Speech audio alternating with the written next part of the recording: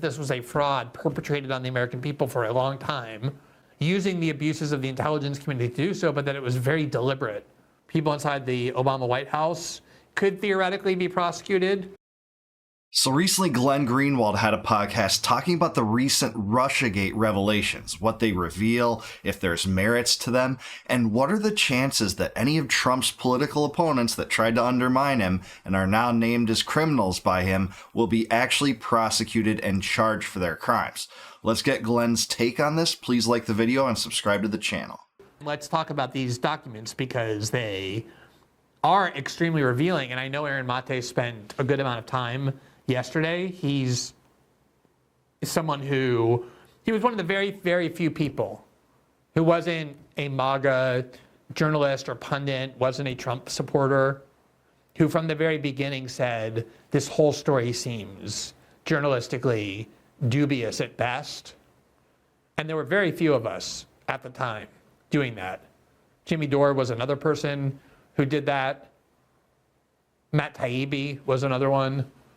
There were very, very few of us, and we all got called fascists and Trump supporters and Russian agents for having questioned these sensationalistic conspiracy theories about the relationship between Donald Trump and Russia, or the role Russia played in the 2016 election, that never had evidence for them, that were all fueled by very familiar anonymous leaks from the CIA and the FBI and the rest of the national security state that hated Trump to the papers to whom they always leak when they want to manipulate the public, which is the Washington Post and the New York Times, which then gave themselves Pulitzers for having done so. Yeah, that's true. There were some figures on the distant left. He just listed 4 of them outside of himself, Aaron Mate, Matt Taibbi, and Jimmy Dore. There are very few people from the non-MAGA wing of American politics that really told the truth on this. And yeah, they were lambasted, called Russian agents. He's right. And guess what? They're never going to get apologies for that. And not only will they never get apologies for that, by the way, they're actually still doing it. The liberals are still calling them pro-Russian agents because guess what? They dare not to think that supporting Ukraine's a good idea. Imagine that. Imagine thinking that 2 years of funding this catastrophic proxy war against a nuclear power is a bad thing and it makes you a Russian agent. Well, they use that same strategy of critics of Israel, calling them anti-Semitic. You know, you're a Jew hater if that's the case. They say all this absurd stuff. So I'm glad, but of all those people, I think Aaron has the most granular, detailed knowledge of every document, of every form of testimony. It's something I haven't looked at in several years. We haven't spent a lot of time on Russiagate. It was basically debunked when Robert Mueller closed the investigation while arresting nobody on the core conspiracy that they criminally conspired with the Russians. And also the Durham report, which was released during the Biden administration, which that story got swept under the rug, but that shed more light about how even when top Democratic officials like Hillary Clinton and Obama were briefed on this thing, they still went along with the hoax, tried to pin it on Trump, tried to continue to, denounce him as a Russian collaborator and someone that was essentially giving the American presidency to Putin. They still continued, even after being briefed, that this was a false story. Said they couldn't find any evidence for it. And of course, there's been no accountability. Those very same people lied in 2020 when they said that the Hunter Biden laptop was Russian disinformation, exactly in the same way. No accountability for any of that. But I haven't spent all that much time engrossed in Russiagate documents like I used to do all the time when I was reporting on it. But Aaron has a very steel trap memory, especially for this particular story. So I was very glad to let him come on and talk about it in my absence. That's why one of the reasons why we asked him to guest host last night. So I know he did a lot in this, but I do want to say that what was so obvious from the very beginning was that this was a very coordinated, politicized theme that emerged out of nowhere in the middle of 2016, that the Hillary Clinton campaign, out of desperation, invented out of whole cloth. I will never forget the day that it was sort of circulating in the air. You had people like David Corn trying to insert the Steele dossier, reporting before its disclosure, oh, there's a document out there that everyone in Washington knows about that contains shocking revelations of Trump and Russia. And that was all part of the effort to try and lay the foundation for this. But the Hillary Clinton campaign released this ad with this very sinister baritone and this very dark music and these very grainy photos saying, what does Donald Trump and the Kremlin, what are they doing in secret? What is this relationship that they have? And I was just so amazed because not only was there no evidence for it, zero, none, it never even made sense on its own terms. Like, why, if the Russians wanted to hack the Podesta and the DNC emails, would they have needed the assistance of the Trump campaign? How would the Trump campaign have helped in any way in that hacking? Yeah, and there are so many more absurd angles to this thing, even when they were carrying out the Russiagate hoax in the years to come, because Trump decided to arm the Ukrainians during this time. He decided to condemn the Russians for giving Edward Snowden safe haven during this time. This stuff happened while they were trying to say that he was a de facto Russian agent and collaborator with Putin, giving him the American presidency. It was so absurd. It was absurd from the get-go. And guess what? Comey and Brennan and Obama and Clapper were all in on it. Are they going to pay for that in any way? I have my doubts. I know how Washington works, and I really have my doubts. Even when there's a Republican in power that acts like these people are the biggest criminals in history, I have my doubts that anyone will ever face any consequences for this. Why would they need to do that? Why would they collaborate with the Trump campaign that way? There was never really even any evidence that Putin actually wanted Trump to win that race. If anything, a lot of people assumed that Hillary was the overwhelming favorite to win, was almost certainly going to win, and no one wanted to get on her bad side. And no one thought Donald Trump could win, and the idea that the Russians would go so heavy never made much sense, but even more so, there was never any evidence for it that it came from Putin, that even if the Russians had been mucking around in the election, that it came from Putin, that it was some sort of big master plan that had any effect on the election. There was never any evidence for this. But the intelligence community went all in, because they were petrified of Trump. They hated Trump. They saw correctly that Hillary Clinton would be a very safe guardian and continuation of the status quo, which is what they saw in Biden and Kamala Harris as well. And Trump, for whatever else is true about him, is very unpredictable. Yeah, in actually some ways, I think Trump has carried into his first term the same continuous foreign policy of many of those disastrous foreign policy legacies. I do think he was less interventionist relatively compared to some of the previous presidents, including Obama and Bush, but that's not really a great consolation prize given that he escalated wars in Syria, Yemen, used one of his sole presidential vetoes to extend the war in Yemen, ramped up bombing in Afghanistan for a while, and was the first president to decide to arm Ukraine with offensive capable weapons. So in some ways there wasn't a great departure, but what Glenn is saying is true, is that the deep state did, for whatever reason, have sincere apprehensions about Trump and his presidency and whether he'd fall into the Washington foreign policy line. In some ways, he certainly did, but in other ways, I guess he was less interventionist than Bush, if that's something to be so incredibly proud of and to hang your hat on. Sometimes he will go to bat for the military intelligence, the military-industrial complex and the intelligence community more aggressively than anyone else, as he's done many times, but he's also unpredictable. And they want predictability, continuity, stability. And the Democrats represent that, and Trump didn't. And that was why they were so eager to destroy him. Yeah, I do think there's a lot to that. I think this is a great point by Glenn, that it wasn't necessarily his foreign policy instincts or his foreign policy philosophy to the extent that he ever really had a political philosophy. He was perceived as erratic and, unpredictable, and that characteristic is probably what drove the deep state crazy more than anything. Question marks next to a politician when you're trying to get Americans in these prolonged wars for the sake of Lockheed Martin and Boeing, it's not something the deep state wants to see. Both in the campaign and then sabotage his presidency once he was inaugurated and won, and that's exactly what they proceeded to do with this fake story that ended up getting completely debunked and everybody just walked away from as though it never happened.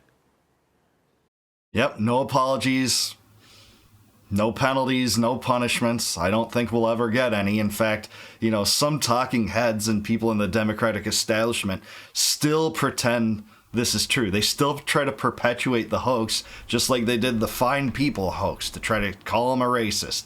You know, they're never going to stop with that because it's part of the Democratic and left wing in America's zeitgeist so much. Not in terms of left wing dissidents. A lot of them saw through this. Glenn just named a lot of them that did, but there's plenty of others too. But the Democratic establishment has to still continue on because there's no chance for you to go back on that after you've dug your heels so much in on this farce over the years. And what these documents reveal is what we assumed at the time, which was that the Obama administration obviously was desperate to help Hillary. It was the CIA under John Brennan, an extremely politicized, corrupt, and dishonest actor that Obama first had as national security advisor and then installed as CIA chief, that led the way in concocting evidence. They had James Clapper there too with the history of lying. Those are the people running the national security state. Yeah, and just for context here, and Glenn is well aware of this because he covered this story to high heaven. Clapper is the NSA, the guy that said that there was no mass data collection by the NSA when pressed upon it in sworn testimony to Congress. He sat there answering Ron Wyden's questions and said, hey, you know, we're not collecting any bulk information on Americans without a warrant. We're just simply not. Straight up cold face. Edward Snowden, in his book and, you know, in various interviews, he said, like, this was the moment I decided I had to come clean because this establishment, this intelligence apparatus, this criminal element of our government in the NSA is not only doing duplicitous things that violate the Fourth Amendment, they're being so brazen as to deny them outwardly, just completely deny them. And they were open partisans. Remember, these are the same people who ended up among the 51 intelligence officials in 2020 who lied with that letter blaming the Russians for the Hunter Biden laptop and calling into question its authenticity right before the election because they were petrified it would help Trump win and Biden lose. So their politicized motives are beyond question. Same with James Comey at the FBI. His hatred for Donald Trump has become legion. And these were the people who took the best assessment of the U.S. intelligence community, the analysts and the spies who were saying, there's very low confidence that Russia really did anything here. We're not sure that they were the ones that did the hacking. There's no evidence that Putin even has a preference, let alone that he's pursuing some master plan to implement that preference. And Obama basically ordered Brennan and Clapper to go back and take another look, meaning to revise what their own intelligence professionals were telling them. Exactly what happened, by the way, with the Iraq War, when there were all sorts of analysts inside the CIA telling Dick Cheney and the Pentagon, Paul Wolfowitz, that they did not believe that Saddam Hussein had an active WMD program.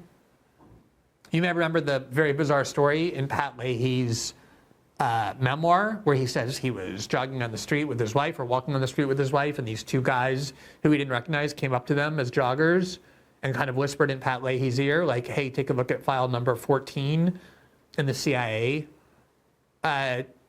briefing that you have in the Senate. And he went and looked, and it was filled with documents calling into serious doubt the WMD claims. Yeah, you had all these cover-ups related to foreign policy and domestic policy and domestic psychological operations, which Russiagate was. Russiagate was probably the biggest psychological operation that the deep state and the intelligence services ran against the American people in the last at least decade, maybe longer than that for sure. And the cover-ups always had the same hallmarks. It's that the narrative always overrides the truth. The truth does not matter in Washington. In fact, the truth is a casualty of the Washington regime. They only care about narrative over truth, and the narrative was about undermining the Trump presidency on account of this farce, this hoax that wasn't even believable to people that studied it closely at the time. But in the years since, more and more and more evidence has piled up to suggest and to demonstrate what a sham it was. And then they did it a few days later and said, have you taken a look at file 6? And he went there and found even more convincing evidence. He did end up voting against it, but never revealed to the public that those documents were there, let alone that any of that happened, because he was too much of a coward. But he did write about it in his book. So there were parts of the intelligence community, the parts that were the actual professional analysts, who resisted the idea that there were weapons of mass destruction. And that's when they got George Tenet, the CIA director, to say, oh, it's a slam dunk. They created their own intelligence teams who were ideologically driven, who would give them what they want. They had Colin Powell go to the UN and use his credibility, squander his credibility to represent that fake evidence, that fake intelligence. And squander, it's an understatement. That destroyed the career of a military man that had served his entire career in the service of the United States Army by basically all accounts very honorably so. There are a lot of people that look to him as a role model for what the United States and its military could be, you know, notwithstanding all these claims that the military and the Pentagon were corrupt and they would be instrumental in, you know, helping the instigation of the launching of unconstitutional wars like Iraq was, and an immoral one outside of that, right? He completely destroyed his entire reputation over that. And I think he came to terms with it later in his life. I think he admitted that. But that is what happened here. They constructed a narrative that overrode the truth. And the truth was that Saddam wasn't conspiring with al-Qaeda to attack the United States. Whatever semblance of weapons that he had, of weapons of mass destruction, were actually given to him by the United States during the Iraq-Iran war. And very little was found, and that was, you know, the casus belli for invading Iraq for a while, but then they switched and pivoted as they always do. It became a humanitarian crisis that they had to intervene for a while, and all sorts of other stuff. You know, Israel's influence was palpable there too, because the Netanyahu regime and the regime in power, Netanyahu acting as their spokesman in Congress, saying, you know, if you replace Saddam, positive reverberations will break out throughout the region. There are many reasons, but in many ways, that echoes what we are seeing from Russiagate, where they instigate a cover-up, it's for politicized reasons, and the truth doesn't matter. Only the narrative suggesting the desired outcome matters. That's how the deep state works. This is exactly what happened here. The intelligence professionals with no real stake in the game, career intelligence officials, were saying, there's really not much here, not very much at all that we could actually provide you to bolster these conclusions. And they just went back and found whatever they wanted and concluded whatever they wanted and started leaking it to the Washington Post and the New York Times. And it became something that was considered not just possible, but basically proven truth. And the idea that Trump and Russia were in bed together, that Putin had blackmail leverage over Trump, became the leading narrative of the Trump campaign and the Trump presidency for the first 18 months through the Mueller investigation, drowning out all of our other politics, an utter and complete fraud and hoax. And we now see the actual details of what happened that, for me at the time, were extremely obvious, extremely visible. But the rest of the media, other than the few exceptions I named, there were a few others. And there were some right-wing reporters doing excellent work, Molly Hemingway and Chuck Ross doing like real day-to-day reporting, a couple others as well. Yeah, I just want to add too, again, Trump acted bellicose and antagonistic toward Russia in his first term while this was all playing out. And one of the things I forgot to mention in that, and including in what Glenn's saying here, is he started the U.S. sanctions regime against Russia at that time when Russia kind of laid claim to Crimea. And Crimea, by the way, they also had a plebiscite where 97% of the populace said, hey, we don't want to be part of Ukraine anymore. We want to be more closely attuned to Russia. The question directly was whether they wanted to resurrect an old constitution and essentially become autonomous or become part of Russia. People overwhelmingly said they wanted to be part of Russia. And when Russia took hold of Crimea, then the Trump regime slapped a huge sanctions regime against Russia. Again, this is when we were told that, you know, Trump was so pro-Russian, right? And I think some of that actually started during the Obama presidency, because in 2014, the U.S. assisted in the overthrow of the Yanukovych government. But Trump laid many of the foundations for that sanctions regime that still remain in place today. Biden expanded on it, and I think Trump has expanded on it slightly, but that's where we're at. But most of the media just didn't tolerate any kind of questioning of the Russiagate narrative. There was no place other than Fox News to go and question it or criticize it. Not in the op-ed pages of the Wall Street Journal or the New York Times or the Washington Post, not in any of the other cable shows. And anyone questioning the Russiagate narrative was expelled from left liberal precincts.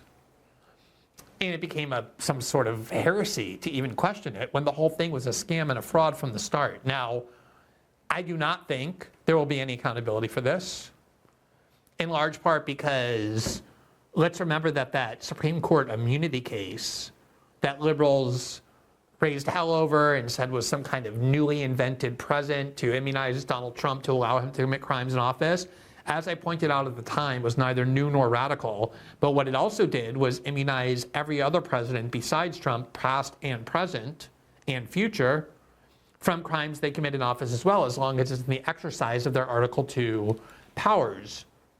Yeah, I think that's right. That is a major precedent that doesn't only apply to Trump. You know, the backlash against it was acting like that it was unheard of, unprecedented, etc. But the U.S. presidents have long been protected by law, rightly or wrongly. I think wrongly, generally, personally, if I'm speaking out about this. But he's right. It's one of the things that would shield Obama from any attempt to prosecute him. I don't think the Trump administration is going to try to prosecute him, nor do I think they're going to try to prosecute Brennan or Comey or Clapper, by the way. That's not how Washington works. It's a class that we're not in, and they get protected even by their supposed political enemies. It's a big club, and we're not in it. George Carlin was right about that. And that means Biden got immunized. It means George Bush got immunized. It means Barack Obama got immunized. It means whoever follows Trump got immunized.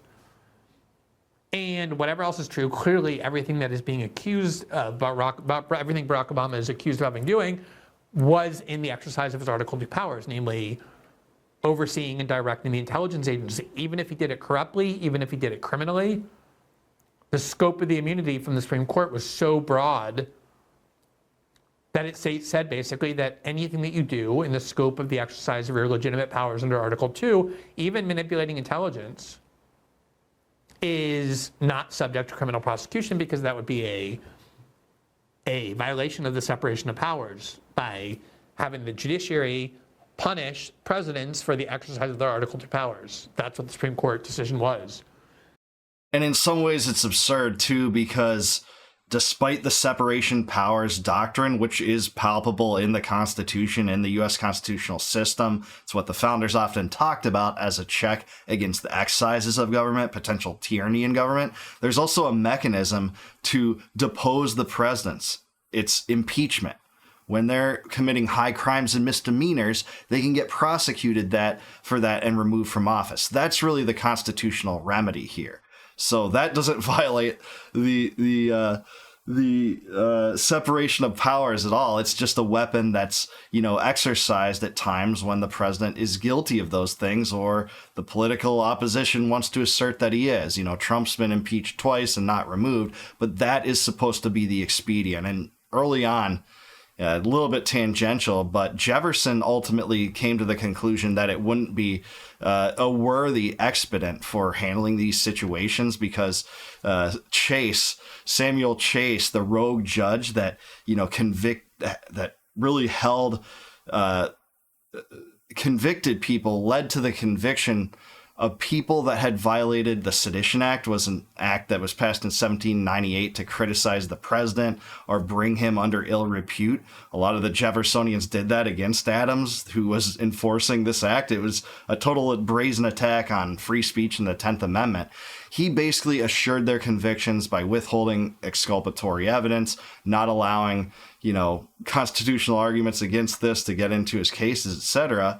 Well, there was a trial, the House convicted him, or the House brought up charges of impeachment, and the Senate didn't convict him. And Jefferson's saying, hey, this is not an appropriate remedy, because I don't think if it wasn't used to its fulfillment when it came to Chase, it'll be never used again. And I think that's what we've seen largely. So this is just to Glenn's point that this is a long-term thing that hasn't really solved the problem when presidents commit obvious crimes and, do duplicitous things in the name of representing us all. Theoretically, John Brennan or others in the intelligence community, James Clapper, people inside the Obama White House could theoretically be prosecuted, but the history of the expanded Article 2 powers that long predated this immunity decision that led to it, as I pointed out at the time, as I documented at great length, despite it being pictured as some brand new idea, radical new idea just to protect Trump. In fact, it was the logical conclusion of the expansion of executive power and the immunity provided to them, makes it extremely unlikely that any of these people are going to be held criminally responsible. There's questions of statute of limitations, even if they could be held criminally liable, for example, for perjury. We're talking now about 9 years ago, events from 9, 8, 7 years ago. A lot of the statute of limitations have already elapsed, but at the very least, this should be considered a nail in the coffin, not just of the fact that this was a fraud perpetrated on the American people for a long time, using the abuses of the intelligence community to do so, but that it was very deliberate. It was very knowing, it was very conscious by the people at the highest levels of our government. It's just yet another case where the most damaging and the most extreme and brazen hoaxes happen when the intelligence community, the White House, and their media partners unite to disseminate lies to the American public day after day, week after week, month after month, that they constantly reinforce.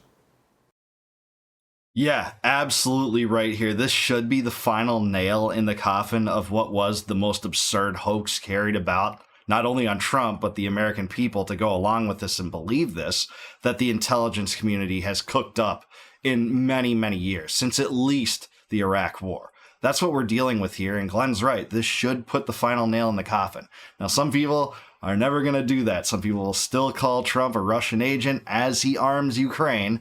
Of course, by the way, he'll still be called that. It'll still always be hanging over him. And, you know, I don't really care so much about Trump in general, but the farcical narrative that this was just that. And don't get me wrong, I do think this is a deflection in some regard from the Epstein story. This is what they decided to do to try to get away from the Epstein story and the fact that many people, including many people within Trump's own base, have had serious issues with how he's handled that situation. And rightly so, I think. We've talked about it endlessly on my channel, done a lot of videos about how this cover-up is something that you just can't get away from. It's impossible not to notice it, even for Trump's most zealous supporters, many of which actually did support him for transparency issues, like was involved in getting to the bottom of the Epstein story. But I think Glenn's right, too, in that no one will be prosecuted for the Russiagate hoax and their culpability in it, not just because of statute of limitations and immunity precedents like he was discussing, and those things do play into this, no doubt, but it's also because of the behavior of Washington itself, and it transcends the left-right dichotomy. It's transcendent above the Democratic and Republican theatrics that go into every election, every political dispute. It's all a bunch of theater because the Washington regime is its own club. It protects itself. It's often bipartisan, especially when it comes to propaganda schemes and psychological operations. They're much more likely to cover for themselves. And I think that's what you're going to see here. There's not going to be prosecutorial charges and indictments against people even like Clapper, Brennan, and Comey. Certainly not Obama. If not, wake me up when it's Obama's first court date. I just don't see it happening. And this is setting up MAGA and Trump's base for another Epstein story-like disappointment. Because when this is a pivot, and this is the pivot right now, because, you know, shoving it under a rug, just blatantly saying, why are you asking about Epstein, and calling it a Democratic hoax for so many days didn't work. So this was the next pivot. This isn't going to work either, because they're going to lay this stuff out there, dangle the fact that these treasonous criminals tried to undermine the Trump presidency wrongfully, so brazenly, but they're not going to charge them. And guess what? Trump's base is going to see that too. Some of them will go along with it, say, hey, this is great 4D chess to expose the truth for once, and just have no issues with the fact that these guys aren't prosecuted. I do think that's what you're seeing. I think Glenn's largely right here, but I do want to hear from you on it too. Let me know down below, is this the result of the Russiagate findings? Is this what it proves? Is it the final nail in the coffin against that absurd narrative? And do you think this is a deflection from the Epstein story? Let me know in the comments below. Like the video, subscribe to the channel, subscribe to Glenn too. He's fantastic. Great coverage of this issue and the Epstein story, by the way. And please consider becoming a YouTube member. You can do that by clicking the join button below. If you do that, in return, I will give you access to all my videos on YouTube before they go live to the general public in return for your support. And until I see you guys next time, no more war, no more debt, no more inflation, and no more empire. Peace out, guys. Catch you in the next one.